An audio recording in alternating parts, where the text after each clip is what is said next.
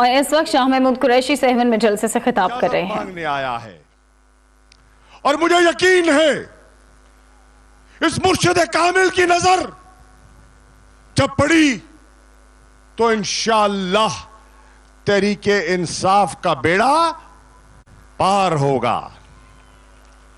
लेकिन जहां आज मैं शाहबाज कलंदर का जिक्र कर रहा हूं,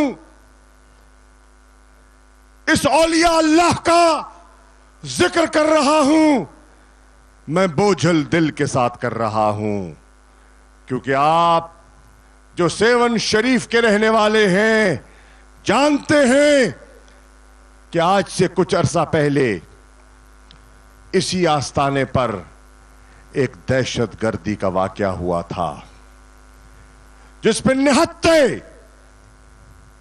जायरीन को शहीद किया गया। और मुझे अफसोस से कहना पड़ रहा है, अगर मैं गलत नहीं कह रहा तो क्या ये वजीर आला सिंध का जिला है कि नहीं है? बताओ। लगता है मुराद अली शाह से घबराए बैठे हो तुम, डर गए हो।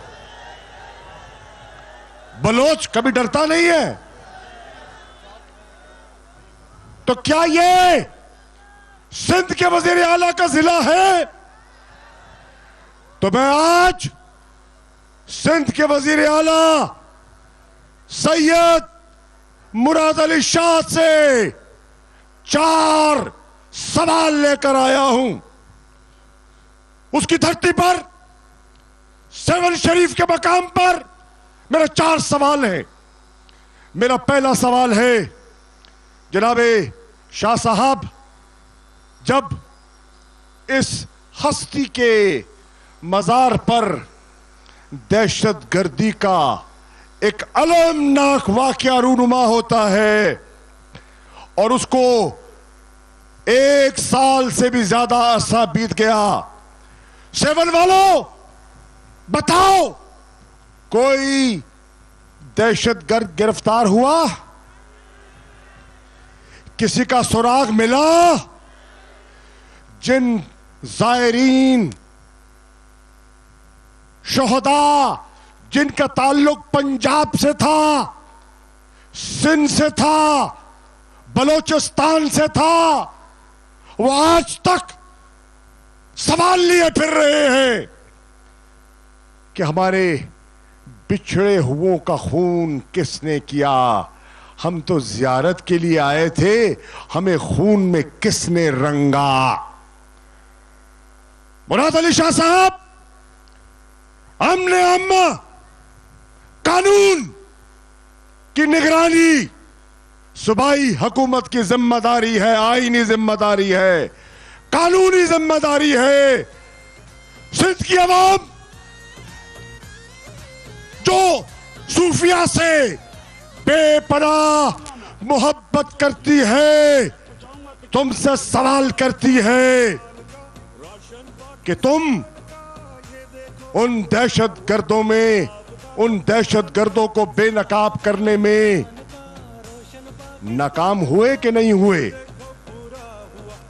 बताओ, क्या ये नाकाम हुआ कि नहीं हुआ?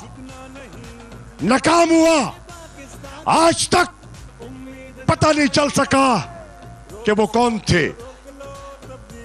और दूसरे दिन जब मैं आया आस्ताने पर हाजिरी देने के लिए, तो मुझे इतना सदमा पहुंचा जनाबे चेयरमैन, जब पता चला कि वजीर आला के आने से पहले बहुत से जिस्म के टुकड़ों को जमा करके वजीर आला की आमद से पहले दहशतगर्द तो न पकड़ा, लेकिन लोगों के हाथ पांव कटे हुए जिस्म के लोथड़े सेवन शरीफ से 1.5 किलोमीटर एक कूड़े के डंप पे फेंक दिए गए।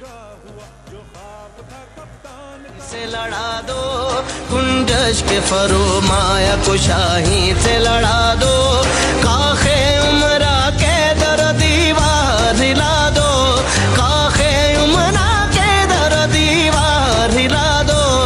उठो मेरी दुनिया के गरीबों को जगा दो, उठो मेरी दुनिया के गरीबों को जगा दो। इंसान की जान इतनी कीमती है, जब इस तरह उन जायरीन की बेहुरमती हुई, मैं जानबदारी से कह रहा हूं, मैं नहीं, पूरा सिंध नहीं, पूरा पाकिस्तान अफसुर्दगी में डूब गया। और आज तक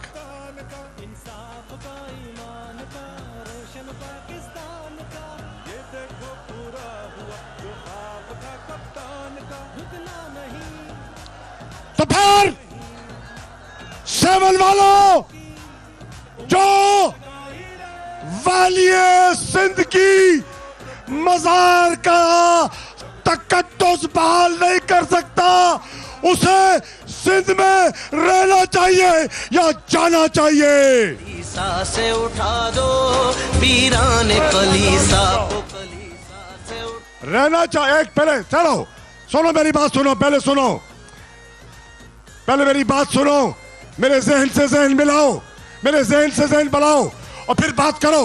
क्या जो वालिए सिंध के मजार का तहफ़्फ़ुज़ नहीं कर सका, उसको सिंध की हुकूमत में रहना चाहिए कि नहीं?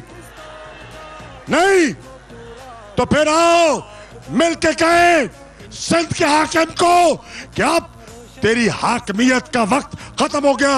गो जरदारी, गो जरदारी, गो जरदारी, ये पैगाम है जो सेवन की आवाम, सिंध के बेटे आज इस मुकद्दस सरजमीन से बुलंद कर रहे हैं। नाकाम हुआ मुराद अली शाह। मेरा दूसरा सवाल मुराद अली शाह वजीर आला सिंध ये है कि आपके जिले की एक बहुत बड़ी पहचान है और उस पहचान को कहते हैं मंचर झील, मंचर लेक, जो एशिया की सबसे बड़ी झील है। आज मुझे दुख से कहना पड़ता है कि 10 साल से सिंध में पीपल्स पार्टी की हुकूमत है ना। 10 साल से बैठे हुए हैं ना, 10 साल से मुसल्लत हैं। और वजीर आला साहब, ये मंचर झील यहां के लोगों को रोजगार मुहैया करती थी, साफ पानी मुहैया करती थी। आज वो बिल्कुल आलूदा हो गई। तो जो वजीर आला अपने जिले की एक नुमाया जगह, जिसकी पहचान पाकिस्तान नहीं, जिसकी पहचान पूरे एशिया में है, वो उस झील की हिफाजत ना कर सके, वो तुम्हारी दरो दीवार की हिफाजत कर सकता है? वो तुम्हारी चादर चार दीवारी की हिफाजत कर सकता है? तो मुराद अली शाह, मैं तुम्हें नाकाम वजीर आला ठहराता हूं।